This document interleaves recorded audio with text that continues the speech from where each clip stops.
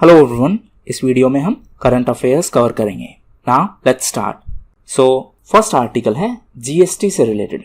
Recently GST council की meeting हुई थी। So first thing first, GST council के हेड कौन होते हैं? जीएसटी काउंसिल के हेड होते हैं फाइनेंस मिनिस्टर। सो प्रेजेंट फाइनेंस मिनिस्टर हैं निर्मला सीतारमण। और उस मीटिंग के दौरान कुछ नए डिसीजंस लिए गए हैं। कोविड वैक्सीन पर कितना जीएसटी लगेगा, मेडिसिन पर कितना जीएसटी लगेगा, इनके कंटेक्स्ट में। अच्छा, एक और इम्पोर्टेंट बात, ये जो जीएसटी काउंसिल की मीटिंग थी ये 44th मीटिंग थी। जीएसटी का फुल फॉर्म क्या है? Goods and service tax. ये एक इनडायरेक्ट टैक्स है। सो जीएसटी वैक्सीन हैं उन पर 5% जीएसटी लगेगा। सो जो कोविड वैक्सीन हैं उन पर 5% जीएसटी लगेगा। एम्बुलेंस पर जीएसटी रेट है वो रिड्यूस कर दिया गया है। पहले ये 28% था, अब ये 12% है। इसके अलावा मेडिकल ग्रेड ऑक्सीजन और वेंटिलेटर पर जो जीएसटी है उसको भी रिड्यूस करके 12% से 5% कर दिया गया है। हैंड सैनिटाइजर्स पर भी 5% है। सो आपको मोटे तौर पर ये 2-3 कैटेगरी याद रखनी है। एक तो वैक्सीन, हैंड सैनिटाइजर और मेडिकल ग्रेड ऑक्सीजन और वेंटिलेटर, इन तीनों पर अब 5% है। पुराना क्या था उस पर उतना ध्यान देने की जरूरत नहीं है। ऑफकोर्स आपको एक ब्रीफ आइडिया होना चाहिए, क्योंकि कई बार एग्जामिनर पूछ सकते हैं कि पुराना रेट क्या था। हालांकि ये सिर्फ उन एग्जाम्स के लिए इंपॉर्टेंट है जो फ्रीक्वेंटली कंडक्ट होते हैं। जो एग्जाम साल में एक बार कंडक्ट होंगे तो उनके लिए इतना माइन्यूट डिटेल्स जरूरी नहीं है। इसके अलावा कोविड के कंटेक्स्ट में कुछ और इवेंट्स न्यूज में थी। फर्स्ट है 3D कोटेड मास्क। सो ये तैयार किया है पुणे की एक स्टार्टअप कंपनी ने और इसका नाम है थिंसर। सो इस मास्क को उन्होंने एक एंटीवायरल एजेंट से कोट कर दिया। कोट यानी कि उसकी एक लेयर लगा दी और इस एंटीवायरल एजेंट को नाम दिया गया है वीरुसाइड। साइड का मतलब होता है किलर, जैसे पेस्टिसाइड है वो पेस्ट किलर है। इसके अलावा ऑक्सीजन के कंटेक्स्ट में रिसेंटली प्रोजेक्ट O2 भी न्यूज में था। ये OSA यानी office of principal scientific adviser to government of India की एक पहल है। प्रोजेक्ट O2 फॉर इंडिया, नाम से ही पता चल रहा है कि इसका ऑब्जेक्टिव है कि ऑक्सीजन रिलेटेड जो इश्यूज हैं उनको सोल्व किया जाए। तो ये क्या करेगा? ये इंश्योर करेगा कि जो नेसेसरी रॉ मटेरियल हैं ऑक्सीजन प्लांट्स को सेटअप करने के लिए वो इजीली अवेलेबल हो। तो उनमें एक मोस्ट इंपोर्टेंट रॉ मटेरियल का नाम है zeolite. So project O2 for India का मेन ऑब्जेक्टिव है कि रॉ मटेरियल आसानी से मिले ताकि small oxygen plants easily setup किए जा सके। इसके अलावा इस office of principal scientific adviser to government of India की एक और इनिशिएटिव न्यूज में थी और यह है एक्सटेंशन ऑफ हॉस्पिटल्स। अभी कोविड के कारण जो हॉस्पिटल्स हैं उन पर काफी प्रेशर है और अर्बन एरियाज में तो फिर भी हॉस्पिटल फैसिलिटी अवेलेबल है, लेकिन जो आउटस्कर्ट एरिया है या फिर जो रिमोट एरियाज हैं वहां पर हॉस्पिटल फैसिलिटी अवेलेबल नहीं है। तो इसके लिए क्या किया है, ये एक्सटेंशन ऑफ हॉस्पिटल्स नाम का इनिशिएटिव शुरू किया गया है। इसके अंदर क्या होगा, एक पिक्चर देखिए, ये एक मूविंग हॉस्पिटल है, मतलब इसको क्रेन से उठाकर कहीं भी शिफ्ट कर दिया जा सकता है। और ये जो हॉस्पिटल मॉड्यूल्स हैं इनको तैयार किया है मेडिकैब ने। मेडिकैब IIT इंक्यूबेटेड स्टार्टअप एंटिटी है। सो ये थे इस टॉपिक से रिलेटेड इश्यूज। नेक्स्ट है इलेक्ट्रिक व्हीकल्स से रिलेटेड। सो इलेक्ट्रिक व्हीकल्स को प्रमोट करने के लिए यानी EV को प्रमोट करने के लिए भारत सरकार की एक पहल है FAME, FAME, faster adoption and manufacturing of hybrid and electric vehicles. So ये हाइब्रिड और इलेक्ट्रिक व्हीकल्स के लिए भारत सरकार की एक पहल है। हाइब्रिड का मतलब क्या है? हाइब्रिड का मतलब है कि जो कन्वेंशनल फ्यूल यूज करके भी चल सके और इलेक्ट्रिक मोड में भी चल सके, जैसे पेट्रोल से भी चले और जब मन करे उसको चार्ज करके इलेक्ट्रिक मोड में भी चलाया जा सके। सो ये स्कीम है मिनिस्ट्री ऑफ हैवी इंडस्ट्री की। रिसेंटली इन्होंने क्या किया है कि जो 2 व्हीलर थे जैसे स्कूटी है उसके लिए जो इंसेंटिव दिए जाते थे उनको इंक्रीज कर दिया है। पहले ये इंसेंटिव दिए जाते थे 10,000 रुपए पर KWH के लिए, ये इंसेंटिव दिया जाता था गवर्नमेंट की तरफ से। अब इसको इंक्रीज करके 15,000 यानी 15,000 कर दिया है पर KWH।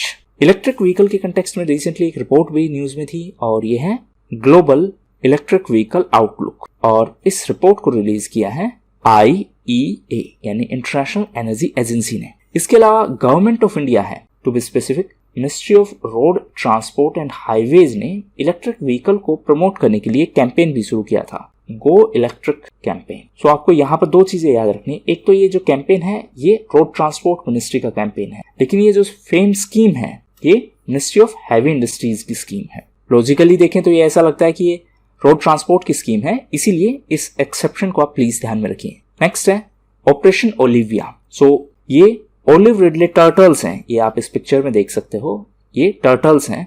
इनको बचाने के लिए इंडियन कोस्ट गार्ड्स का एक ऑपरेशन है और यूजुअली ये हर साल कंडक्ट किया जाता है। इंडियन कोस्ट गार्ड की बात करें तो ये MOD के अंडर में है, यानी ministry of defence. Recently ICG news में थी क्योंकि उन्होंने एक ऑपरेशन कंडक्ट करवाया था, ऑपरेशन सागर आरक्षा सेकंड। सो ये ऑपरेशन उन्होंने श्रीलंका के साथ मिलकर कंडक्ट करवाया था क्योंकि सिंगापुर की एक कंटेनर वेसल MV एक्सप्रेस में आग लगने के कारण वो डूब रही थी। तो उसको बचाने के लिए, या फिर सिंगापुर की एक container vessel MV Express Pearl जिसमें आग लगने के कारण वो डूब रही थी, तो उसमें जो पैसेंजर्स थे उनको बचाने के लिए ये ऑपरेशन कंडक्ट करवाया गया था। नेक्स्ट है UN meeting on desertification, land degradation and draught. So recently ये मीटिंग आयोजित करवाई गई थी और इस मीटिंग में इंडियन प्राइम मिनिस्टर ने भी पार्टिसिपेट किया था और इस मीटिंग को एड्रेस किया था। और इस मीटिंग को कन्वीन किया था UNGA के प्रेसिडेंट,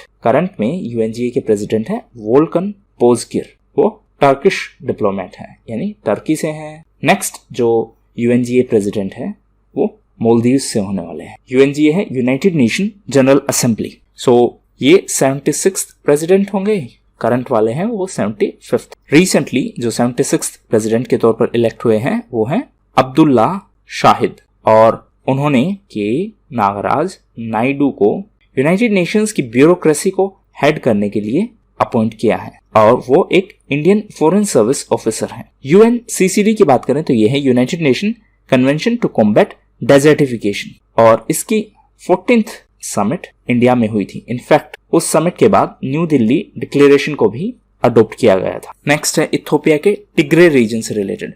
सो वहां पर जो कंडीशन है वो काफी खराब हो रही है जिसके कारण भूखमरी और माल न्यूट्रिशन के केसेस बहुत इंक्रीज हो गए हैं। सो रिसेंटली यूनिसेफ की एक रिपोर्ट ने पाया कि वहां पर लगभग 33,000 सीवियरली माल न्यूट्रिशन चिल्ड्रन है। अब ये नंबर आपके लिए उतना इंपॉर्टेंट नहीं है, लेकिन ये रीजन है, ये ज्योग्राफिकल रीजन है, ये important. So first thing first, इसका ज्योग्राफिकल लोकेशन देखें तो ये है इथियोपिया, ये एक अफ्रीकन कंट्री है, ये इसकी कैपिटल है अदिस अबाबा और ये है टिग्रे रीजन। सो इधर की साइड ये एरिटेरिया से बॉर्डर बाउंड्री शेयर करता है। ये है गल्फ ऑफ एडन, ये है जिबूती और ये एरिया है हॉर्न ऑफ अफ्रीका। और इस हॉर्न ऑफ अफ्रीका में 4 कंट्रीज हैं, Djibouti, Eritrea, Ethiopia and Somalia. So ये 4 कंट्रीज हैं, ये इस हॉर्न ऑफ अफ्रीका का पार्ट है। रिसेंटली जिबूती इसलिए भी न्यूज में था क्योंकि यहाँ पर चाइना ने अपना फुल फ्लेज्ड नावल बेस बनाने के लिए जिबूती से कोलैबोरेट किया है। इसके अलावा जिबूती एक और इवेंट के कारण न्यूज में था, ये है Djibouti code of conduct. Comment box में बताइए इसका मेन ऑब्जेक्टिव क्या है। नेक्स्ट है डिफेंस मिनिस्ट्री से related. So recently defence minister mister Rajnath Singh ने डीक्लासिफिकेशन ऑफ वॉर हिस्ट्री के लिए नई पॉलिसी को अप्रूव किया है। डीक्लासिफिकेशन का मतलब क्या है? जो इन्फॉर्मेशन क्लासिफाइड होती है उसको पब्लिक डोमेन में शेयर नहीं किया जाता। डीक्लासिफिकेशन का मतलब है इंफॉर्मेशन को पब्लिक में शेयर करना। इंडिया की जो वॉर हिस्ट्री है उसको डीक्लासिफाई किया जाएगा ताकि ज्यादा से ज्यादा लोग, यानी ज्यादा से ज्यादा इंडियन लोग इसके बारे में जाने, इसके बारे में सीखें। अदरवाइज जो प्रेजेंट टाइम में यूथ है वो मोस्टली सोशल मीडिया पर ही हीरोइज्म में लगा हुआ है। हम अपने पास्ट के बारे में सीखें कि हमने एज ए नेशन क्या क्या प्रॉब्लम्स फेस की हैं और क्या क्या इश्यूज को हमने कैसे टैकल किया है। इसके लिए ये नई पॉलिसी अप्रूव की गई है और इस पॉलिसी के हिसाब से रिकॉर्ड्स हैं वो जनरली 25 ईयर्स के बाद डीक्लासिफाई कर दिए जाएंगे, यानी कि 2020 की जो इवेंट है उसको 2025 में ऑटोमेटिकली डीक्लासिफाई कर दिया जाएगा। हालांकि जो पुराने वार हैं जैसे 1962 का वॉर है उसका डीक्लासिफिकेशन ऑटोमेटिक नहीं है। और ये जो डीक्लासिफिकेशन का इश्यू था इसके लिए 2 कमेटीज ने रिकमेंडेशंस भी दी थी। एक है इसमें कारगिल रिव्यू कमेटी। ये कमेटी कारगिल वॉर के बाद कॉन्स्टिट्यूट की गई थी और इस कमेटी के हेड थे के सुब्रमण्यम और दूसरी कमेटी थी NN वोहरा कमेटी। इन दोनों कमेटीज ने रिकमेंडेशन दी थी कि डीक्लासिफिकेशन के लिए एक प्रॉपर पॉलिसी होनी चाहिए ताकि हम अपनी पास्ट के मिस्टेक्स हैं उनको सीख सकें और फ्यूचर में ये मिस्टेक्स ना हो ये अश्योर कर सकें। नेक्स्ट है वर्ल्ड ब्लड डोनर डे। ये 14 जून को मनाया गया था और इसका थीम था give blood and keep the world beating. और इस बार के ब्लड डोनर डे के लिए होस्ट था इटली, टू बी स्पेसिफिक रोम। इसके अलावा 13 जून को इंटरनेशनल अल्बिनिज्म अवेयरनेस डे के तौर पर मनाया गया था और इसका थीम था स्ट्रेंथ बियॉन्ड ऑल ओड्स। इसके अलावा 12 जून को था world day against child labour और इसका थीम था act now and the child labour. एक और इम्पोर्टेंट बात, इसी के कंटेक्स्ट में यानी world day against child labour के कंटेक्स्ट में एक वीक ऑफ एक्शन भी डिक्लेयर किया गया था और ये शुरू हुआ था 10 जून से, यानी 10 जून टू 17 जून। नेक्स्ट न्यूज है नेशनल इंस्टीट्यूट ऑफ इम्यूनोलॉजी से related. So recently institute news में थी क्योंकि इस इंस्टीट्यूट को इंडिया के पहले इंडिजीनियस ट्यूमर एंटीजन SPAG9 के लिए ट्रेडमार्क मिला है। सो पॉसिबल क्वेश्चंस क्या हो सकते हैं? ए कि SPAG9 क्या है? सो ये एक इंडिया का फर्स्ट इंडिजीनियस ट्यूमर एंटीजन है, ट्यूमर यानी कैंसर, और इसको डिस्कवर किया था 1998 में डॉक्टर अनिल सूरी ने और रिसेंटली ये न्यूज में था क्योंकि इसको ट्रेडमार्क मिला है। नेशनल इंस्टीट्यूट ऑफ इम्यूनोलॉजी की बात करें तो ये DBT के अंडर में है। DBT क्या है? डिपार्टमेंट ऑफ बायोटेक्नोलॉजी, और DBT MST के अंडर में है यानी ministry of science and technology. So इसके अंडर ही DST है और इसके अंडर ही DBT है। सो ये थी मोस्ट इंपोर्टेंट न्यूज इवेंट्स। सो ये थे मोस्ट इंपोर्टेंट न्यूज आर्टिकल्स। अब हम डिस्कस करते हैं कुछ इंपोर्टेंट न्यूज इवेंट्स। एक और इंपोर्टेंट बात कि आप में से कुछ स्टूडेंट्स ने बताया कि न्यूज इवेंट्स को रिवाइज करने का क्या प्रॉपर वे है। सो एक काम क्या करेंगे, अब से मैं इसमें पास्ट के न्यूज इवेंट्स को भी एज ए टेस्ट प्रोवाइड किया करूंगा कि वो टर्म आपको शो की जाएगी और आपको उस टर्म से रिलेटेड कुछ भी याद हो तो आप उसको रिकॉल करने की कोशिश करिए, और अगर आप वो याद नहीं कर पाओ तो अपने नोट्स को चेक करिए। सो फर्स्ट है MP यानी कि मध्य प्रदेश। सो मध्य प्रदेश ने एक नया कैंपेन शुरू किया है। कैंपेन का नाम है युवा शक्ति कोरोना मुक्ति। सो ऑब्वियसली ये कोविड-19 से रिलेटेड है। MP यानी मध्य प्रदेश। नेक्स्ट है नफ्ताली बेनेट। सो वो इजराइल के नए प्राइम मिनिस्टर होने वाले हैं। नेक्स्ट है Pulitzer prize 2021। So recently Indian origin की जर्नलिस्ट मेघा राजगोपालन को इस प्राइज के लिए सेलेक्ट किया गया है जर्नलिज्म की कैटेगरी में। वैसे तो इसमें बहुत सारे नाम हैं but cost to benefit ratio उतना नहीं है, लेकिन क्योंकि ये इंडियन ओरिजिन की है तो इसलिए इनका नाम एग्जाम पर्सपेक्टिव से इंपॉर्टेंट है। इनके अलावा 2 और लोगों को इसी कैटेगरी में अवार्ड दिया गया है। एक है नील बेदी एंड सेकंड है कैथलीन मैकग्रोरी। नेक्स्ट है 70th anniversary of India Germany ties. So India Germany के डिप्लोमेटिक टाइज को 70 ईयर्स कंप्लीट होने पर रिसेंटली इंडिया के foreign secretary mister Harshvardhan Shringla ने एक स्टाम्प रिलीज किया है। नेक्स्ट है global skills report. So recently ये रिपोर्ट रिलीज की गई थी। इसको रिलीज किया है कोर्सेरा ने और इस रिपोर्ट के हिसाब से इंडिया है वो 67th पोजीशन पर है और स्विट्जरलैंड है वो टॉप पोजीशन पर है। नेक्स्ट है अरुणा तंवर। सो रिसेंटली वो फर्स्ट इंडियन बनी है जिन्होंने ताइक्वांडो में पैरा ओलंपिक गेम्स के लिए क्वालिफाई किया है और ये पैरा ओलंपिक गेम्स टोक्यो में होने वाले हैं। नेक्स्ट है जस्टिस संजय यादव। सो वो इसलिए न्यूज में थे क्योंकि उन्हें इलाहाबाद हाई कोर्ट में चीफ जस्टिस के तौर पर अपॉइंट किया गया है। नेक्स्ट है home in the world book. So ये बुक है नोबेल ल्यूरेट अमर्त्य सेन के द्वारा। नेक्स्ट है हेनरी मैरी डोंड्रा।